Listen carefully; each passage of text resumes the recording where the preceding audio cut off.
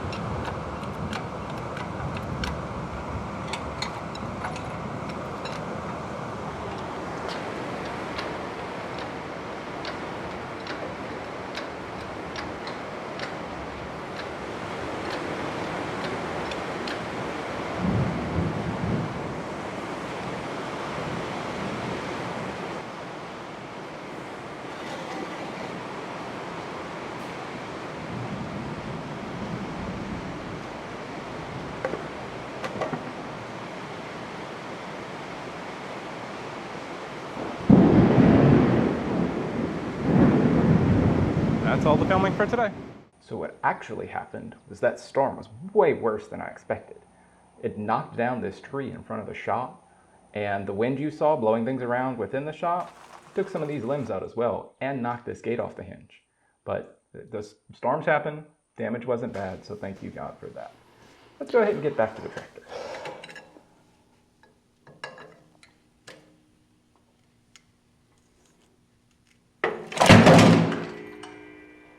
There you go. I was expecting that, but I was hoping it would have went down a little smoother.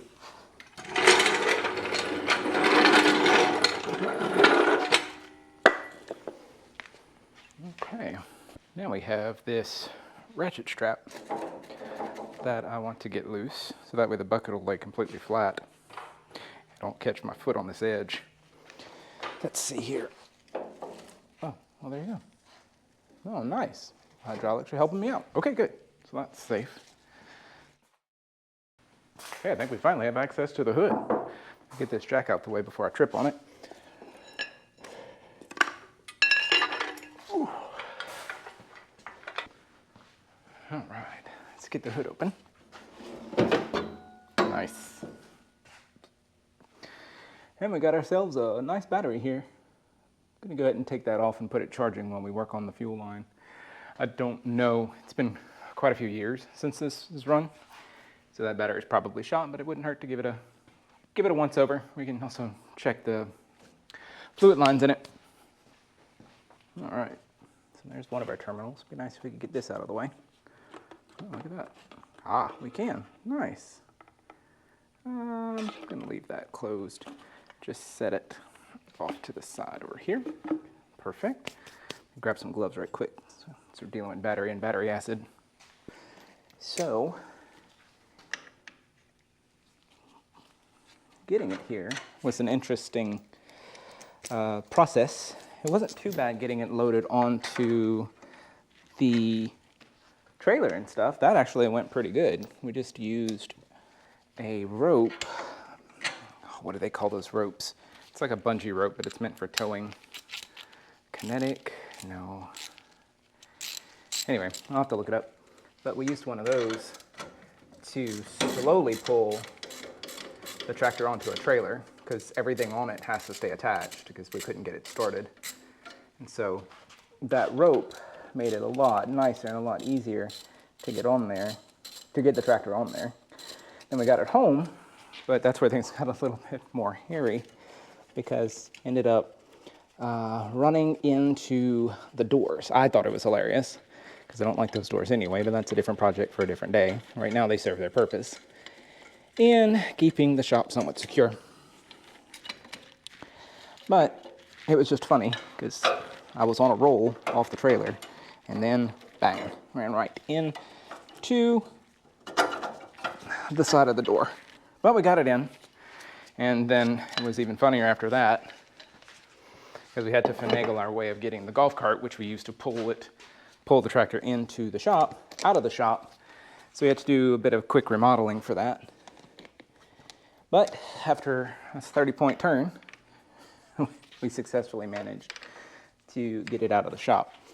And also help if I was checking the right size nut for getting the battery off, or the battery terminal off.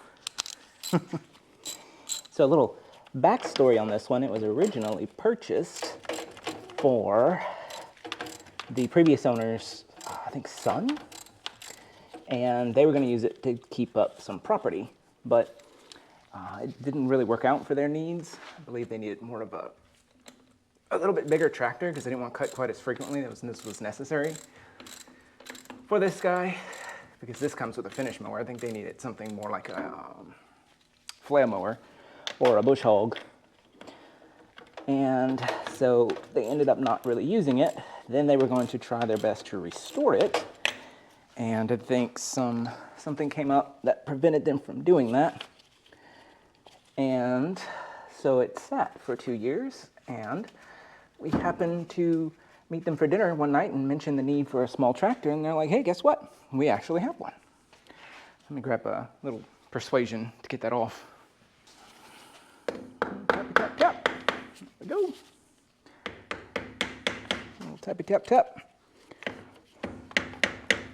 I don't know if it's coming across on camera, but the issue is that this is still pinched, even though the bolt is loose. See, the bolt is loose, I can move it with my finger. And there's a bit of corrosion. Oh, sorry. A bit of corrosion over here on this side. I think you can see. So let's see. Trying to tap on the metal. There we go. Without causing much damage to the cable. There we go.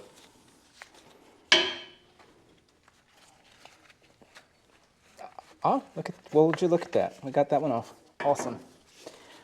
What about this guy? I think I'm gonna have to get my large screwdriver and see if I can pry that loose. Instead of messing up my good screwdriver, I got something a bit better. The key is not to damage the radiator. The radiator is new. There we go. Nice. Got that loose. All right, there we go. And luckily, this battery has a nice handle on it, so I'll pull that out. Let me set this down. There we go. We'll get it on the bench. Take a look at it. All right. There we go. Now, probably need to get some of this trash over here before I pop this open, because it sounds like it has fluid in it, so that's good. At least that's going for it. We can check the specific gravity on it as well. See if it's any good, but let me get this cleaned up before we go and open it.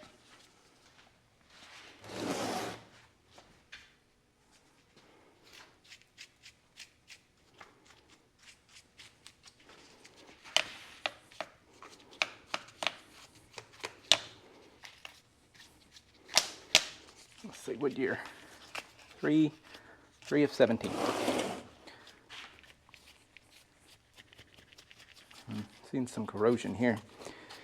Pretty sure I have some corrosion spray left over from whenever I was working on the golf cart batteries. So I'd hit that with, if this battery turns out to be good, hit it with some of that, keep it safe and protected for a bit longer, especially since this is probably going to see a lot harsher environment than a golf cart. Okay, I think that's as clean as that is going to get. Perfect. All right. There we go. Very good. Oh, yeah.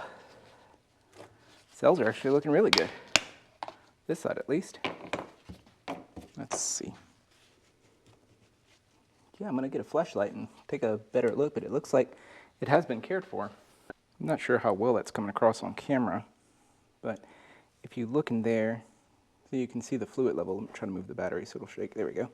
The fluid level is actually really good in all the cells, and the elements within each cell look very clean. So I'm excited about that. Doesn't look like they ever dried out.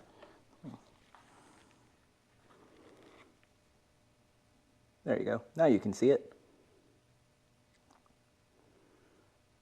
Yeah, it's looking really good in there. Okay, let's see if we can check the specific gravity on this. I've got a bit of distilled water here.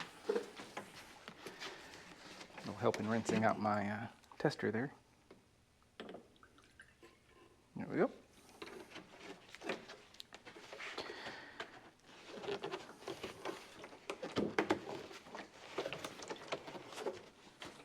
Okay.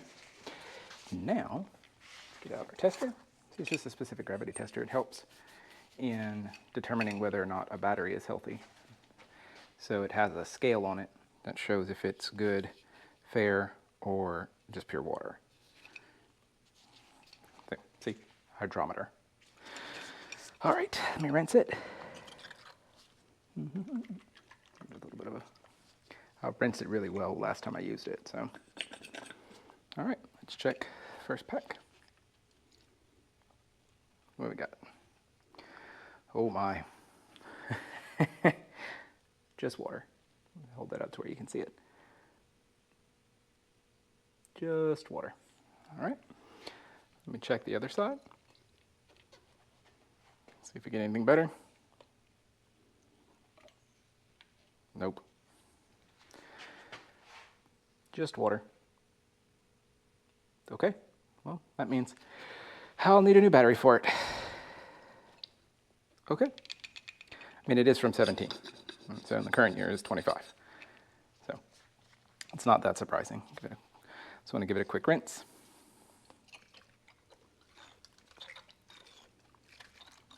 Keep my tool clean.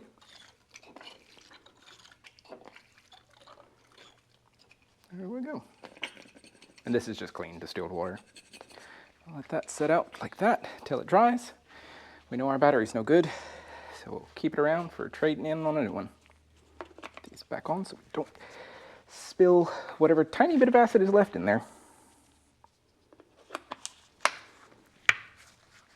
There we go. All right. And luckily, the owner's manual tells me exactly what I need, so I'll get one of those probably later this week. But we have a booster pack on this guy, so we'll use that to try to turn her over later. Now, let's go bleed the gas lines and see what we can get from there. Okay, so here's an overview of the fuel system. Up here is the fuel tank. So this is the hose coming out of the fuel tank. It comes down to a ball valve here for opening and closing, or, you know, opening and closing the fuel tank, but basically shutting off the fuel. Then from there, it goes into our fuel filter housing here with our fuel filter and a separator further down here. So from the fuel filter housing, it goes through the fuel filter, and down here is our separator. And then we have it going from here to the intake of the fuel pump, which this is the outlet of the fuel pump going to cylinder 1 and 2.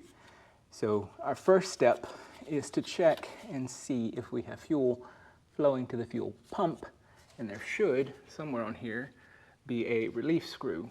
I think it's actually sitting on top up here. Before we go that far, I'm going to grab a cup and loosen this and see if anything comes out of here, and we can let it sit and see if there's any water or anything that was sitting in the separator. Oh, look, conveniently, there's a diagram. Drain open is to the left, and it says we can open this vent here if necessary. So let me grab a cup right quick. All right, so, oh, turning it the wrong way. Drain open, this way. There we go. Oh, we got some flow. A little dirt got in there. Should have cleaned that off first. But I thought for sure we were going to need to bleed it. Oh, interesting. We're not getting any flow. Oh, wait. Let me close that. See if this ball valve might be closed. Open that. I'm assuming that's open. Well, I'll mark it later. Give that a turn again.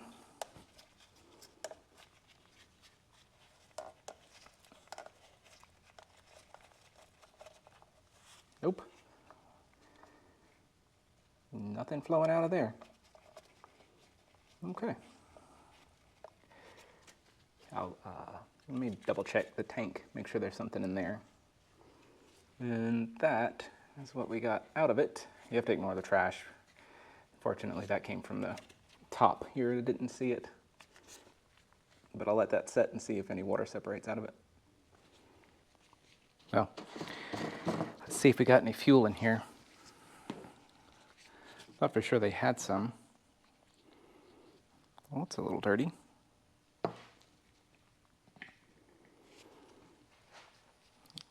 Light in there. Oh my. Well, that's rather dirty in there. And also empty. Let me give you a better look.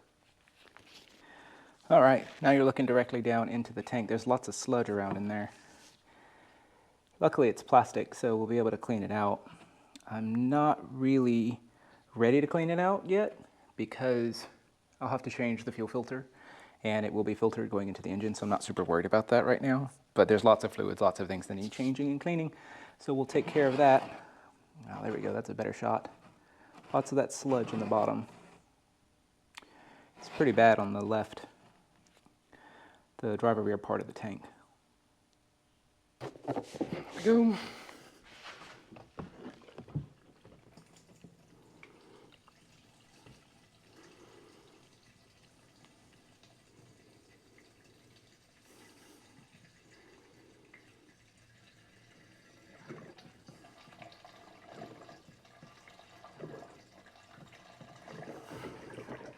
I don't want to give us enough to work with.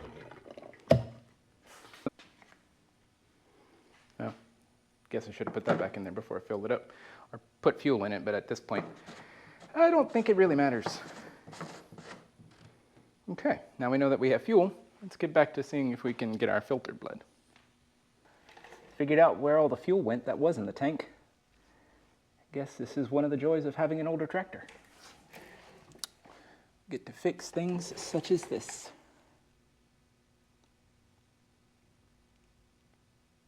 Interesting. It just, oh no, it didn't stop. It relocated. I'm trying to see if it's leaking because it's loose or because there's a kink in the line. But it's got a good drip rate going, so let's get this figured out. Probably smaller than a number 10. Oh yeah, way smaller. Let me go get my nut drivers. And a paper towel.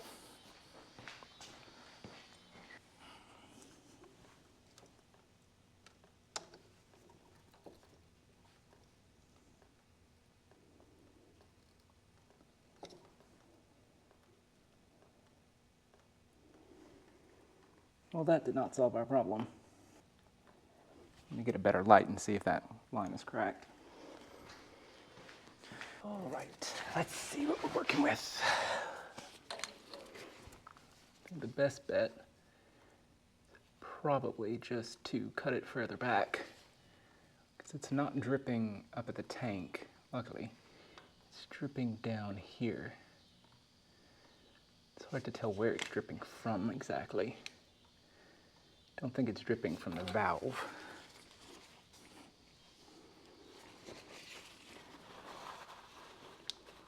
Let's see here. Dry that up real well. Oh yeah, it's dripping from right there on the hose. Okay, let me put a clamp on it to stop it from dripping, and we'll see if putting a fresh end on that will help any.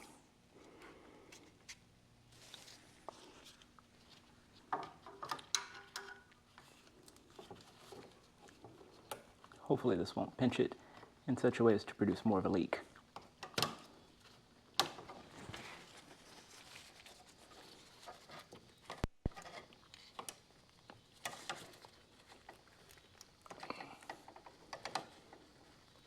There we go.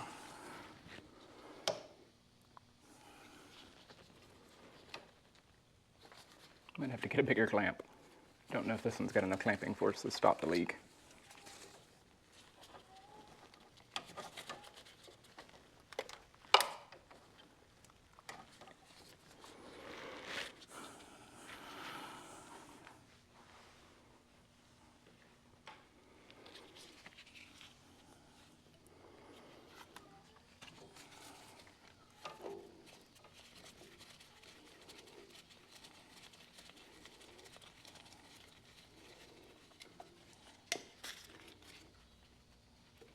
Oh goodness, look at that. Now that we've gotten that out of the way, we can clearly see this hose is shot. I'll have to order some new one.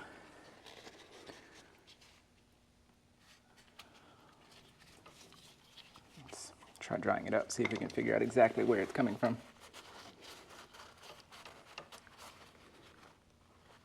Way back in the hose. Guess it's not even where it's crimped. It's much further up. Looks like it's right there. We found our leak.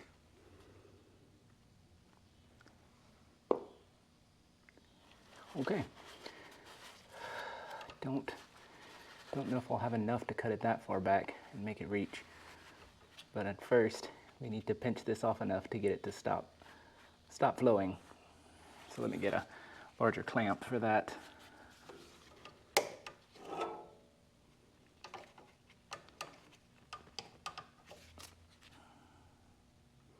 Might actually be working well enough to just cut it and roll on, because we have to stop the leak. Otherwise, it'll just completely leak out of the tank. That won't do us much good.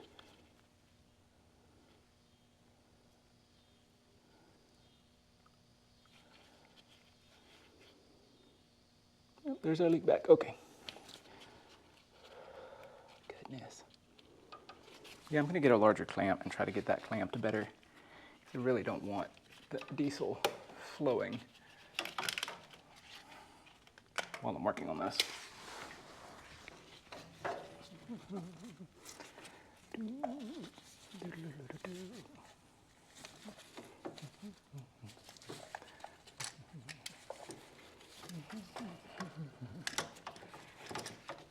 There we go.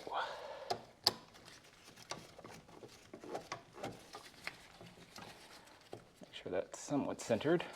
Get the best application of pressure on it. I think I have it too close to the fixture, the nipple on that tank though.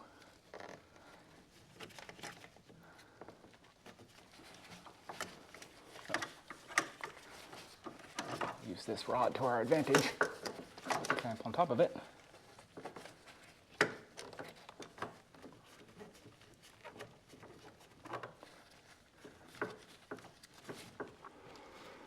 There we go. Still not quite centered though. Back off.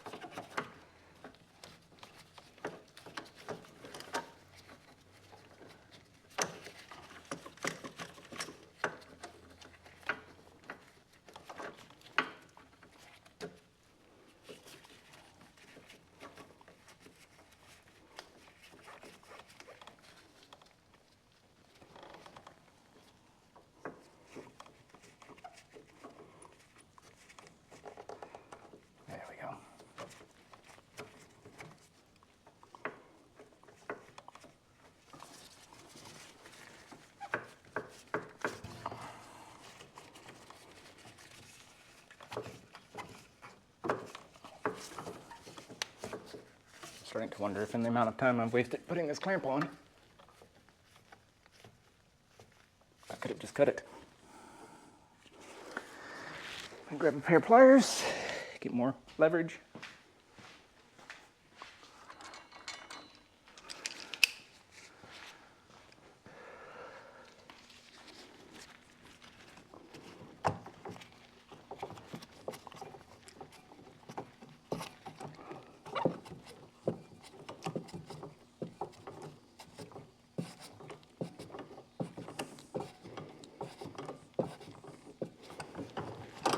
Did that do the trick? I do believe it did. I don't see our leak anymore. Very good. Now, let's see if we cut that. What we're working with. I don't have hose cut the clippers or cutters specifically for this type of hose. Maybe these, it's so old, maybe these will work.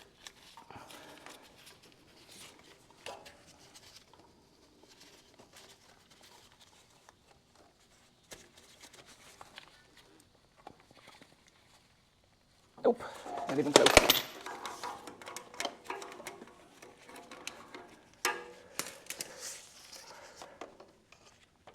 Tough enough not to cut, not tough enough not to leak.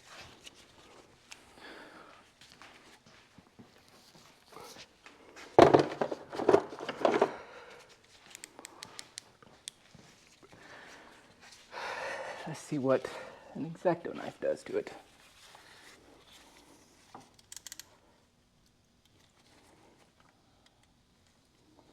Oh, well, that's much better.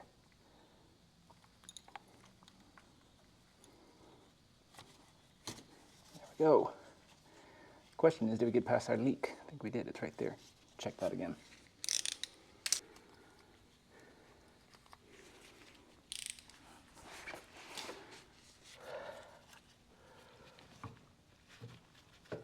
Nope, can clearly see another spot right there.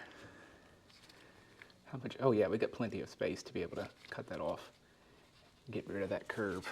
So let's do that. See the cut's right there. Try to square it up a little bit.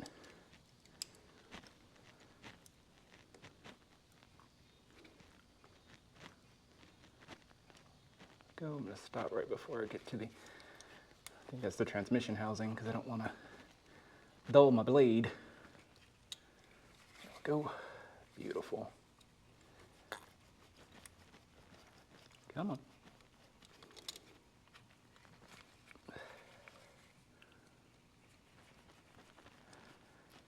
Just taking my time. I really don't want to slam my blade into, there we go, into that housing. Voila. All right, perfect. What I'm also learning, I don't know if it's going to show up on the camera, is that those are definitely dirty. Those hoses are dirty, so it do some good to change those out regardless, even though they are dry rotted. Now let's see if we can get this off. We'll reuse that. I know if I get that to spin, it should come off a lot easier. Where'd those pliers go? Wow, found them.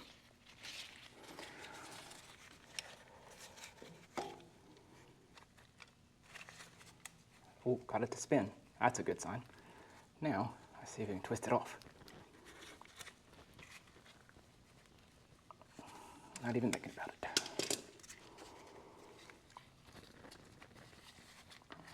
What's interesting is that this is actually opening up more. I don't know if that's come across on camera, but as you can see, the more I bend it, the more it opens. We might have luck in just cutting it.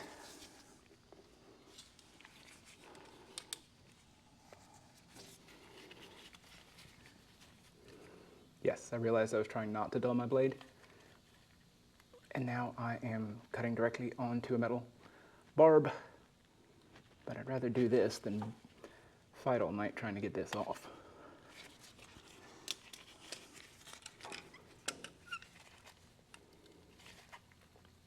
Ah, there we go. Ta-da! Voila. And there is our old piece.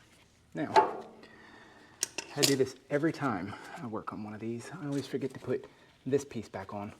So, put that on first. See if we can get this into there. Oh goodness. Try not to bend this piece back here too much. That way I don't end up with more leaks. There we go.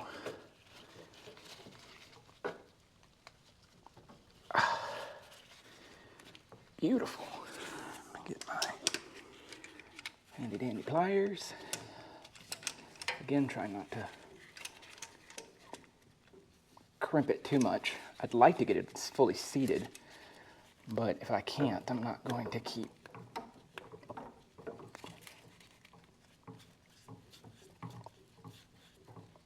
the trick is to put enough pressure on it to hold the hose, but not so much pressure that you're inadvertently keeping it from sliding on. I'm gonna call that good enough. I really don't want to crimp this part or this part back here again. And we know we need new hoses, so it's not like this is going to be staying here. All right, let's put some pressure back on that connection. Like so.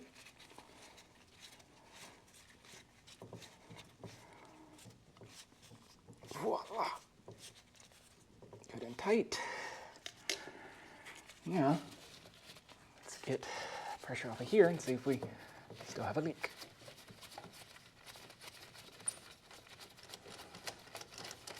There we go. And looks like we are once again dry. Beautiful. Okay, now back to what we were trying to do, which is get this guy bled so we can keep working down our fuel system. Man, this project's gotten way more complicated than I thought it was going to. So much for a simple change a bolt out and switch something around sort of situation. But, I mean, I'm having fun and I'm enjoying it.